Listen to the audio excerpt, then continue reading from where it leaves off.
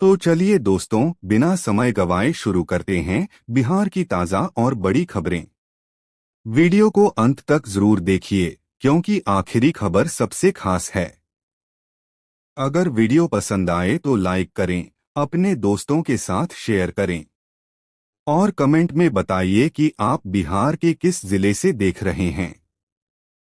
साथ ही चैनल को सब्सक्राइब करना न भूलें ताकि आपको हर रोज बिहार की ताज़ा खबरें सबसे पहले मिलें। तो चलिए शुरू करते हैं। छात्रों के खाते में सीधी रकम। बिहार में छात्रों के बैंक खातों में 2,920 रुपए crore direct benefit transfer (DBT) से भेजे गए, बोले विद्यार्थी। अब फीस भी जमा और मोबाइल भी नया। गंगा मार्ग सड़क परियोजनाएं। 17,000 रुपए करोड़ की लागत से 3 नई सड़क परियोजनाएं गंगा किनारे शुरू, बोले लोग। अब सफर होगा सुहाना, गड्ढों से छुटकारा पक्का। पीएम की योजना प्लस बिहार फोकस। मोदी सरकार ने 62,000 रुपए करोड़ की योजनाएं शुरू की, बिहार को मिला स्पेशल फोकस, बोले पीएम। बिहार के विकास की गाड़ी अब टॉप गियर में। महिला रोजगार योजना की चौथी किस्त।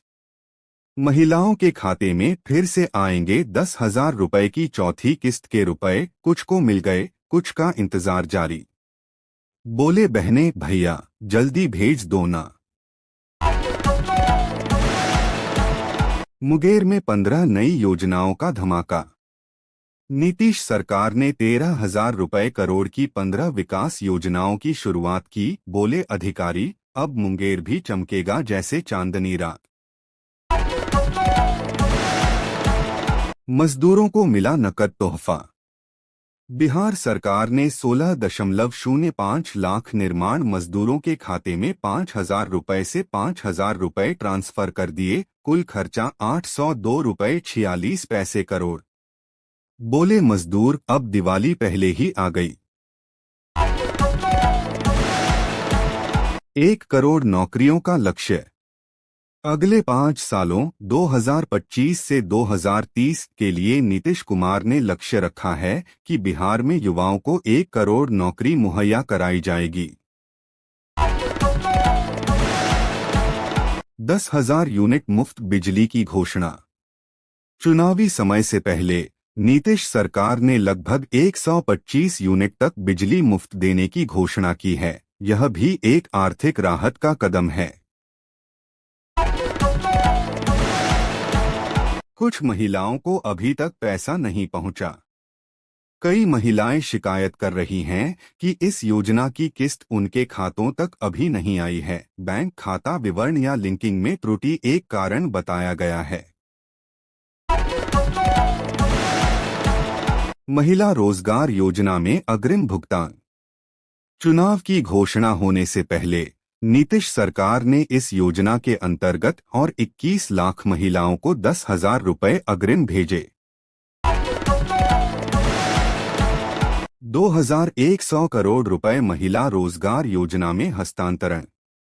नीतीश कुमार ने 21 लाख महिलाओं के बैंक खातों में 10,000 रुपए प्रति महिला हस्तांतरित किए। इस रकम का कुल योग लगभग 2,100 रुपए करोड़ हुआ।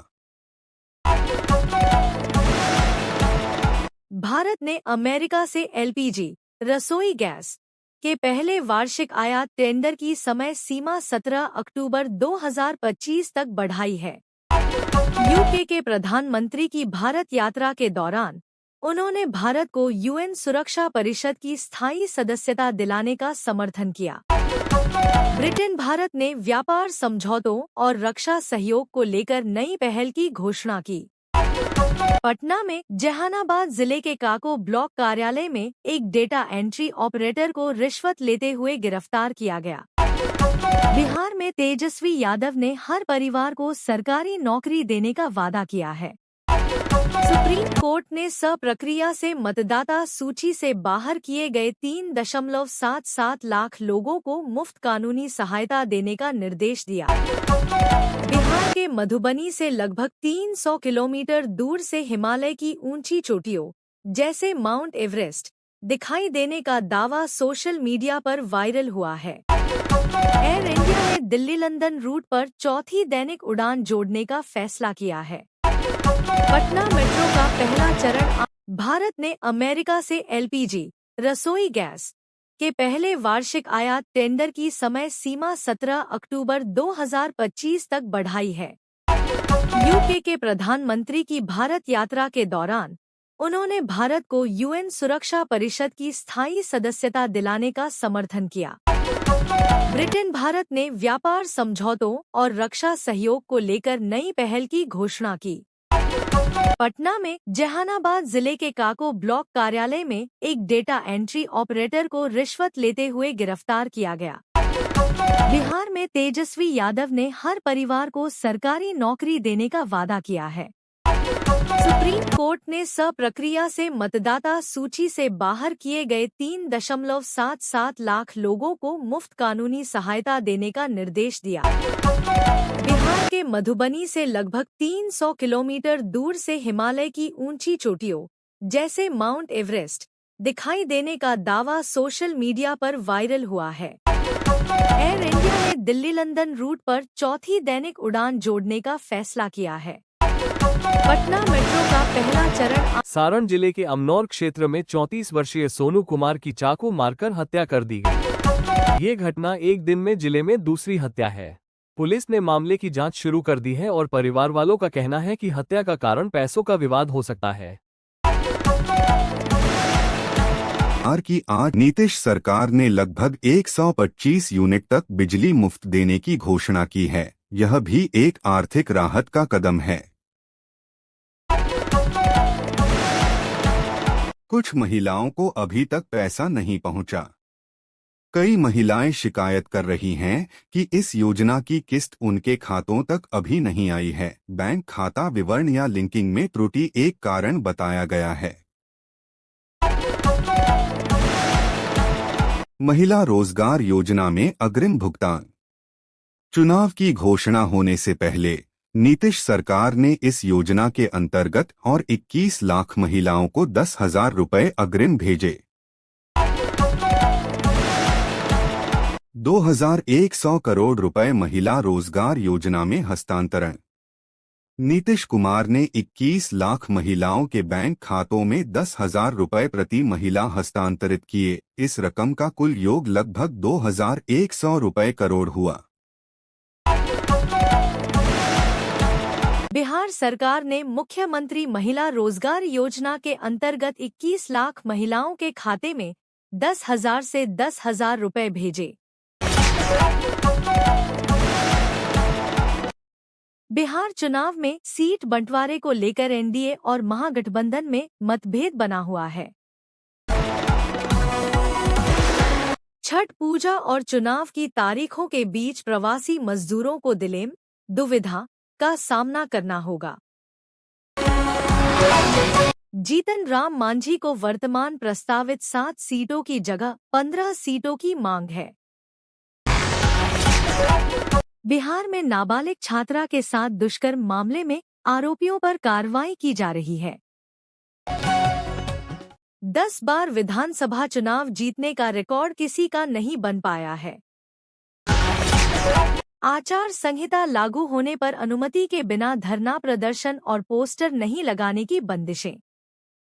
भारत ने अमेरिका से एलपीजी रसोई गैस के पहले वार्षिक आयात टेंडर की समय सीमा 17 अक्टूबर 2025 तक बढ़ाई है।